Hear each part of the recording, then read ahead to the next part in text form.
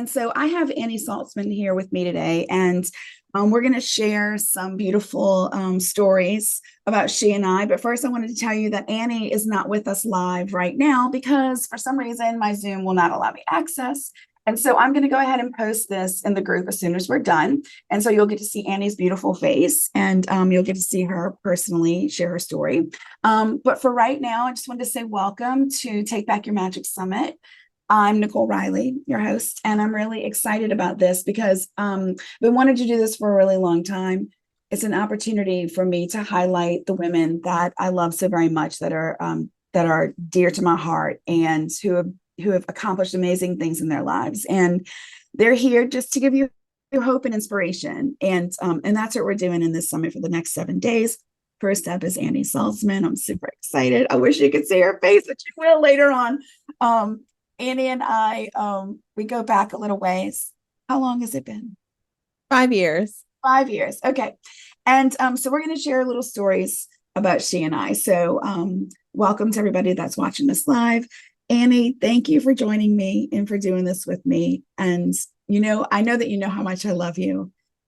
I love you. And every time I see your face, I'm just so excited because I don't know, there's something about you. You just bring joy into my life, and I appreciate that. So thank you. And thank you for being here. Thanks for having me. Okay, so tell us Waiting for my cue cards. No. No cue cards, girl. You're all on your own. You got this. So Annie does not like talking about herself. And I don't know why, because she's freaking amazing. So, okay, let's start. So let's start from the beginning. So how did you and I meet? Tell everyone, how did you and I meet? So I reached out to you in March of 2018. Yeah. And my mom was newly diagnosed with stage 4 cancer. And so it was terminal at this point. And I needed to know, so my mom's best friend is a medium and kind of dabbles in that. And so at that time, I needed to know that if I needed to get in touch with my mom, I was going to be able to do that. So I started while she was alive. I started contacting mediums, trying to fill it out, just doing a little pre-work. And so that's when we talked. But I think and the reason I kept calling you after that, there were just a lot of things going on in my life at that time. So my mom was dying. Our house was on the market and we were exploring moving to a new town. I was just I was a stay-at-home mom, but I was doing baking and stuff at home, and I was probably kind of bored because I think I'm always bored. About every 6 months I get bored. That's very true. And so that's how it started. But you just knew things, and some people, I don't want to say they give me a hard time because nobody really gives me a hard time, but maybe they look at me kind of sideways when I'm like, oh yeah, I talk to mediums and psychics. I love it. And they're like, what? And I'm like, no, it's legit. Because some of the things in our first session, that really, that you shared with me because I asked, was when my house was going to sell, which cracked me up because it was the exact time when we were moving. You told me the month my mom was going to pass away in, because I didn't ask till that was the last question I asked. You talked to so many people, but I dabbled through this whole phone call with things about my marriage and my kids and my house. And then before you get off, you're like, is there anything else? I'm like, when is my mom going to die? Wait, I laid down the heavy. I saved it for the end of the call. And then just moving, even something, it was down to a rash on Nora's neck that nobody knew about that except my husband and I. So anyway, so that's how we started. And then I feel like I talked to you about every 90 to 120 days after that for 5.5 years. I know. Totally normal. It's totally normal. Totally normal. I think also what made it really normal was that you came to me. First of all, let me just back up and say, you you came to me because I wasn't the only one. You were literally vetting some mediums and just to kind of like get an idea. Like, my mom's not doing well. I want to be able to connect in with her. She believes in this. I believe in this. Her best friend does this work. And so, and then we meet, and, fortunately for me, like, a lot of the information that I told you was very beneficial for you, because it allowed us to continue this relationship. But you're right. You have contacted me, and we've kept in touch a lot. And it's been a lot about, you moving forward in your life. But one of the most beautiful things I have to say for me is getting to know you as the woman that you are, and getting to know your family. And I haven't met your two daughters or your son. I haven't met John, your husband, but I feel like I know them. Like, I really do. I can't wait to meet them, but I literally feel like I know them. And through our conversations, and me just randomly telling you things about them, and you're like, how do you know that? I don't know. It's just downloaded. It's just being given to you, right? But also, on top of that, you have grown. You went from being, a mom who loved to bake cakes. And when we connected, you're like, I worked in human resources, and, like, you love that job, but it wasn't what you wanted. And so I'm right, correct, human resources. Isn't that what you do? Okay. Mm-hmm.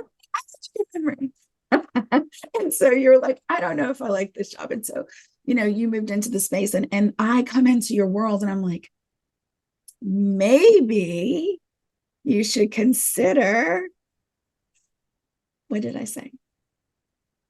You're pushy. I am pushy. I am pushy because I can see it in you. Because it's maybe you should do more. Maybe you shouldn't just be doing cakes out of your house. Maybe you should have a store. Maybe you should. And then we moved to Bartlesville when you said, and then my mom died, and I got through that summer, and then it was like I opened a storefront, and then it's like, maybe you should. I wanted to move. I wanted this building, and I call, and I'm Nicole. I'm gonna have somebody buy this building, and you're like, why don't you buy the building? And I'm like, what are you talking? You're so crazy, girl. Buy this building. So yeah, you're pushy, but now we have a store, and it's so hard. So I don't know. Let me think about how upset with you I am or not. No. No, I never said store because it's going to be so easy. Yeah, that's true. You've never said it's going to be easy.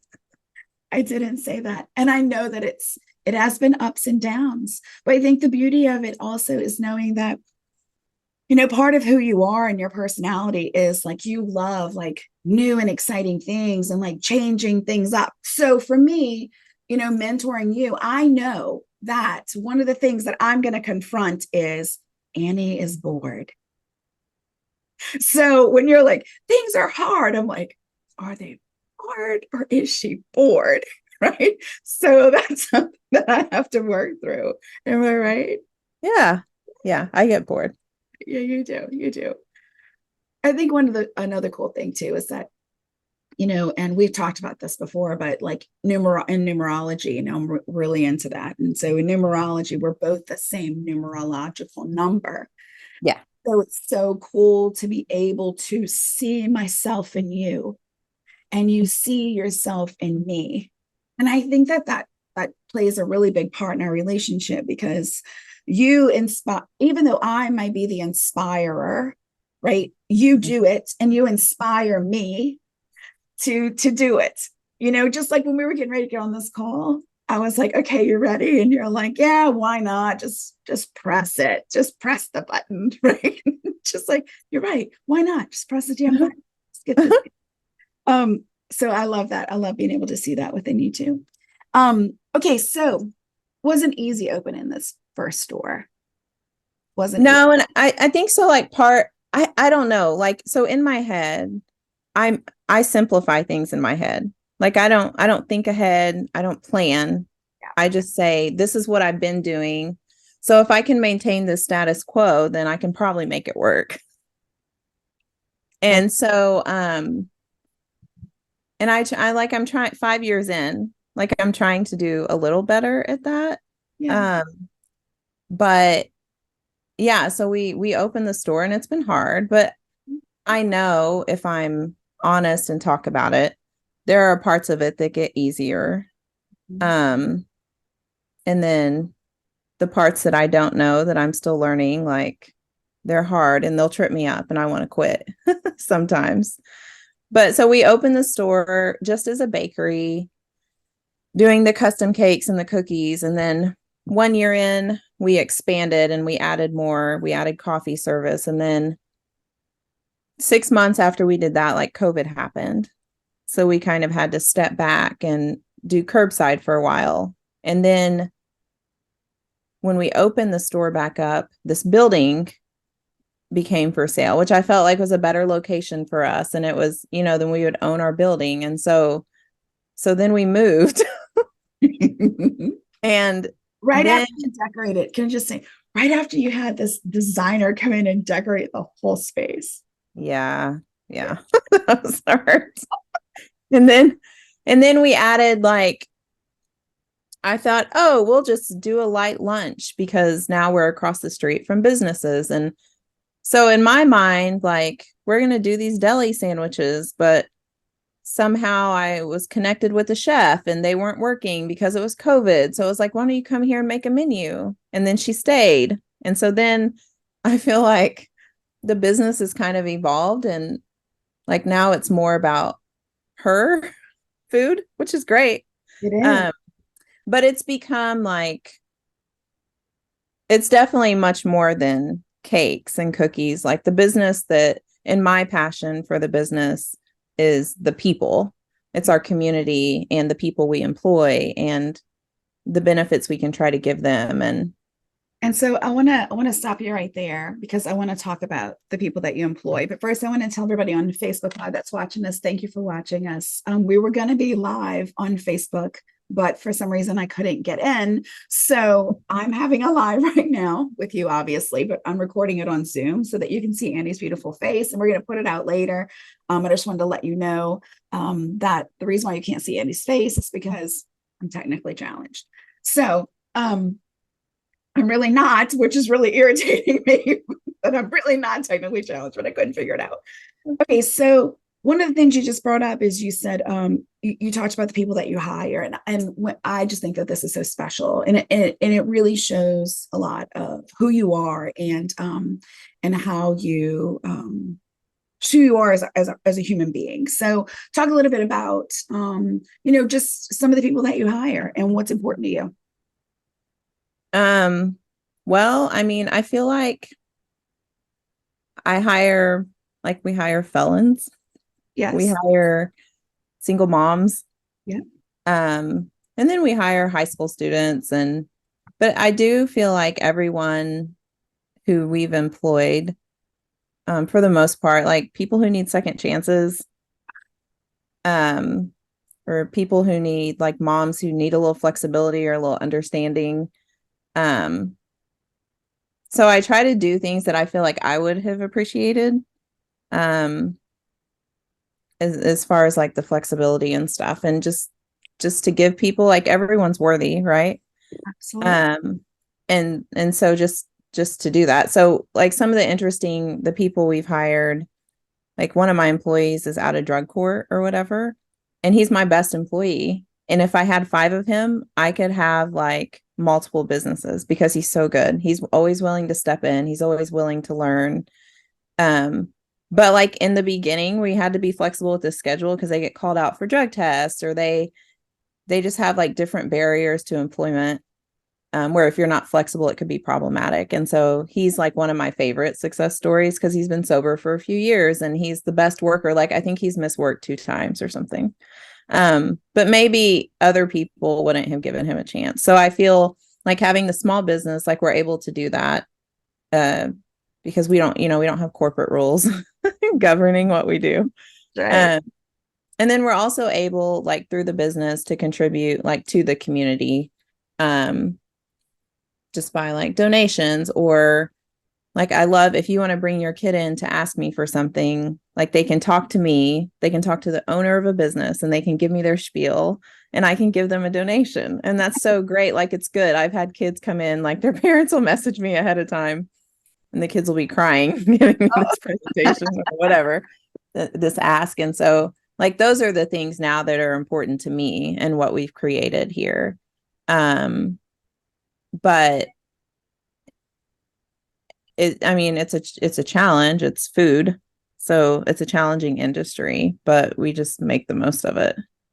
And I can tell from, I saw recently that and you told me about this, that you were giving it a go, like doing lunches for like the teachers, like offering, how's that going? Oh, we deliver to the schools. Yeah. It's going good. I feel like it's picking up a little bit.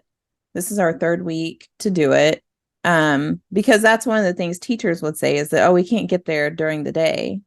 And so now we're just delivering to school sites on a designated day. So we're working on getting the teachers trained to the schedule.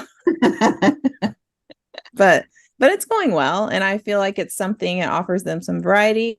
I mean, it's business for us, so it's helping us and it's helping them. And I think it's going good. And it's community building. It's community building. And that's what I love. That's what I love about you. Yeah. That's what I love about what you do. Like, this was really important to you, not only because, when you first started, I mean, like literally your passion was baking. You loved to bake. And then it was great because then you started getting bakers in, and then you were like, yeah, I don't know if I really love it as much. I mean, I love it, but now it's sort of like nice to have other people do the work. And you've grown from having this vision of you baking cakes in the house. You've grown from baking cakes in the house to letting someone else bake the cakes, and then, letting someone else do all the decorating. And then someone comes in and letting someone else, prepare the meals, and then letting someone else. And it's been beautiful watching you, because you haven't just progressed from like, I have this idea, Nicole, that I want to do, and I want to bake cakes in a bakery. You were just like, I just want to bake cakes at home. And I'm like, what else? And you're like, I just want to bake cakes at home. Oh, right. So, but you have taken the initiative. You haven't needed me every step of the way to say, okay, move forward. Where are we going? Let's do it. Yes, I have. Don't tell that lie, Nicole. Stop it. You've got to. I'm giving her every opportunity to like say, I did it. And she's done it, right? She really has done it. What I love being your co-pilot. And I think that I even wrote, when I was writing about you, like, I love to be called like your spiritual doula. Like, I love that I helped you birth something into the light, because, look at all of the people that you've touched. And I've always said, like, through my work, like, even if it's through mediumship, if I could touch one person that's lost someone, if I can touch them enough to believe in their own worthiness, if I can touch them enough to believe that life continues, it doesn't end here, and that spirit world is looking out for us and they're with us all the time. Like, just that in itself, when I started doing my work, just that in itself, that was enough for me. But now when I'm like working with women like you, and it's just like, it goes a little further than that, in the way that it's like, okay, not only do you have that spiritual background and belief, but now it's like you having this super belief in yourself, and the amount of people that you have touched and people that you have brought in to work with you, the community, the door that you opened for your community to step into, to make memories. Like, just to know that I played like this tiniest little part in that, for me, it's like, like, how many people get to have these experiences? You know what I mean? And but it came from you first. You had to step in and allow me to play this role alongside of you. And that's where it's been amazing. But I know it hasn't been easy. No. So I really want to talk. A lot of women are watching this right now, and I really want to talk about how there were times when we had to talk in your closet. Yeah, I just want to remind you of that. We had to literally talk in your closet. literally. Literally. In my closet, I'm about to set it on fire because I'm trying to light a candle so we can have some peace while we talk. But it hasn't been easy. It really hasn't been easy. So my question that I promised that I would ask is, digging deep. When you had to dig deep, could you maybe share with everyone like some of the things that you did to dig deep? Maybe we could start there. Like, were there any practices, any thoughts, things I that mean, I try to quiet my mind. Like I try to meditate. It's so hard.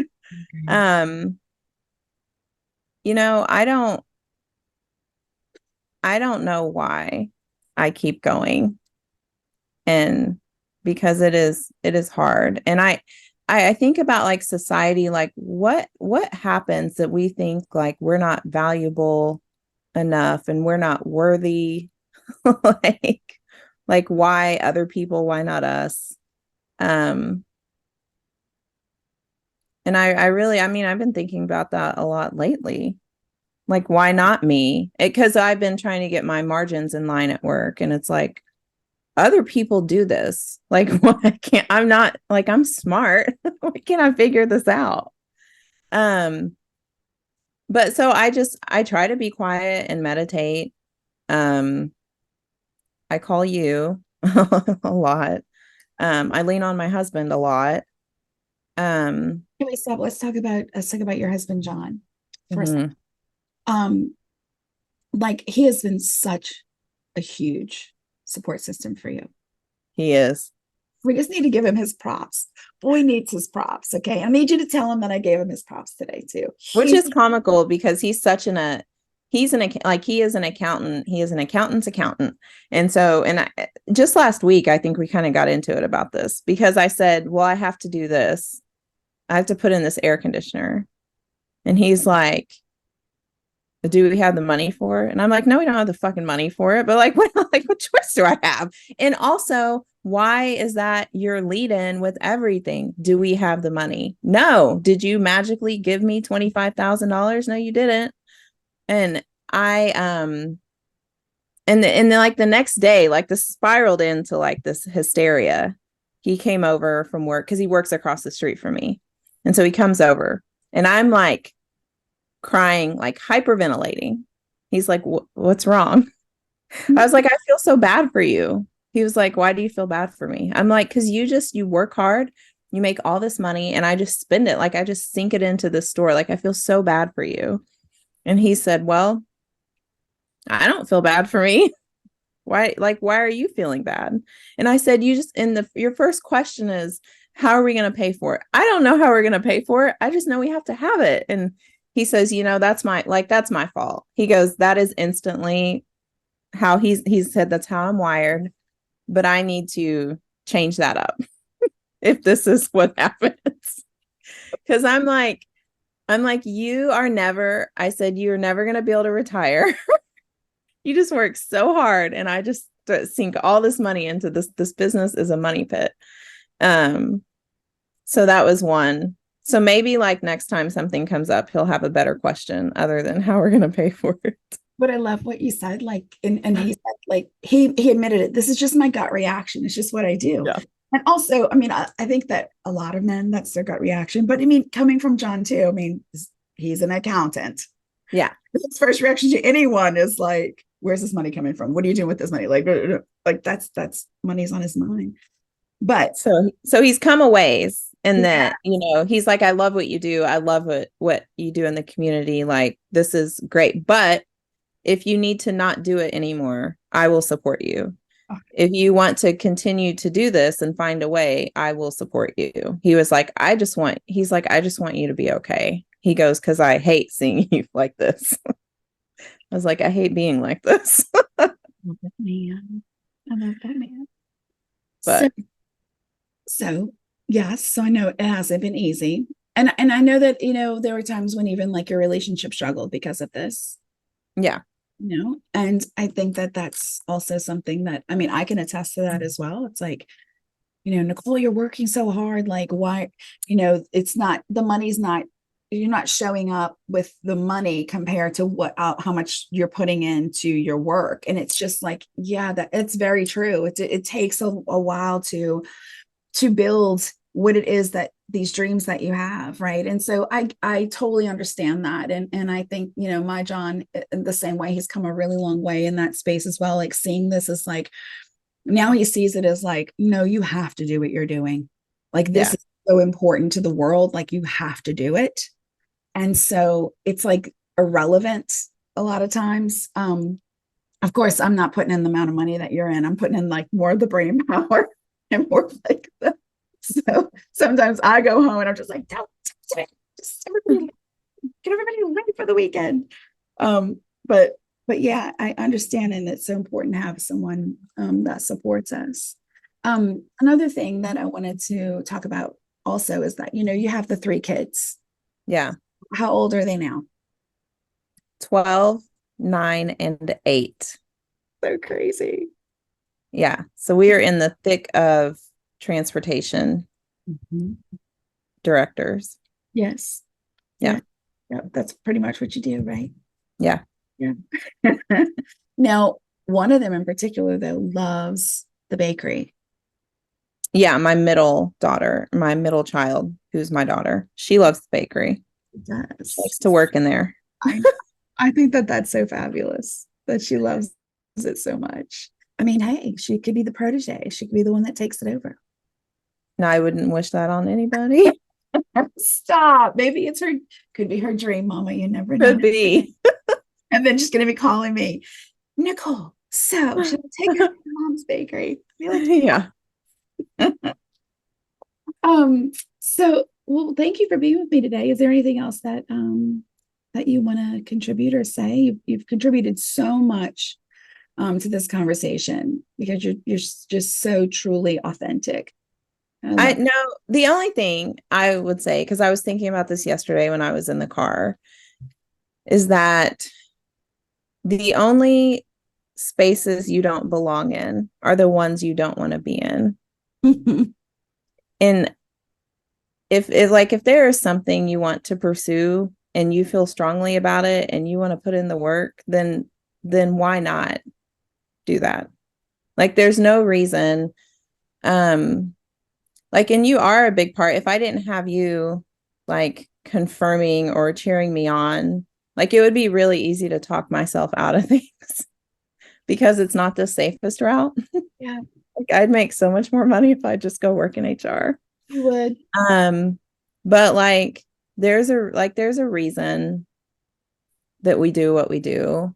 Yes. And it's scary and it's hard, but I mean, it's worth a try. It is. Like, you can always change your mind. Right. You just said something, though, that I think that a lot of women need to hear, though, because it is the money part scares everyone, but I mean, it really scares us because a lot of times we don't think that we're worthy.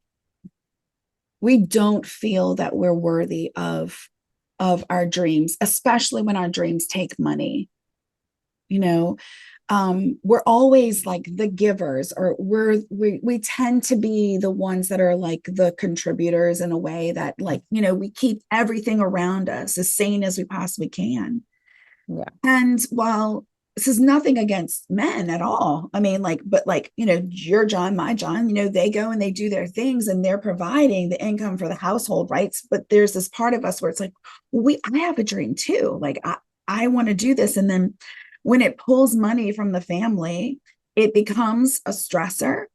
But at the same time, the beauty is when John, your husband, can see and go, you know what? Because remember, there was a time when you were like, Nicole, I'm not making money. I need to make this money. Like, money was like a big thing in your life because you felt like, I need to be able to be producing something. And at the time you weren't. And it's like, you realize, and John said it beautifully, like, you are doing what you're supposed to be doing, watching you grow in the community. This is your legacy. This is your calling. And it's so beautiful that that you have this support system around you, because I know that your community supports you as well, because you've become an integral part of their lives. Yeah. We stay busy here. You do stay busy. You do. See. So yeah. Thank you for joining me today. Thank you for having me. Welcome. And I know that you know how much I love you, but I'll say it again. I love you. I love you too, and we'll need to connect soon. Don't forget. I know. I know. About that time, girl. I know. You're ready to come down and visit. I can't wait. Well, I love you. I love you. You too. Thank you. See you. Bye.